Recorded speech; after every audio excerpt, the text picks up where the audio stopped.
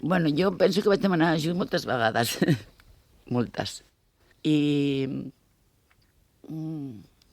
d'alcohol, us puc dir, per exemple, alcohol, vaig estar 3 anys que treia bilis i fins que ja no em van dir que tenia cirrosis, no vaig parar. I allí sí que em vaig posar per treure'm l'alcohol. Però han sigut moments molt decisius de la meva vida. Per mi no m'ha obligat ningú, però també quan em van dir que tenia cirrosis i tinc un fill, vaig dir, no veuré els meus nets. Decisió bona per deixar de prendre alcohol. I així anat passant.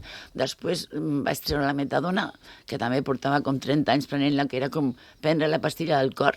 No me'n recordo com ho va dir ell, que hi ha gent que està malalta i es pren una pastilla pel cor per tota la vida, doncs tu prens la metadona. Al final vaig decidir deixar-la perquè m'agrada viatjar i era una mica engorrós si anava a Marroc. Bueno, podien tirar enrere i sense la medicació no puc passar. I també va ser un plantejament, a vegades en aquestes històries dius, hòstia, me'n vull anar al Marroc, no podré, igual no puc passar, i què, em quedo sense bitllet o em quedo emmonada? Traiem-se la metadona.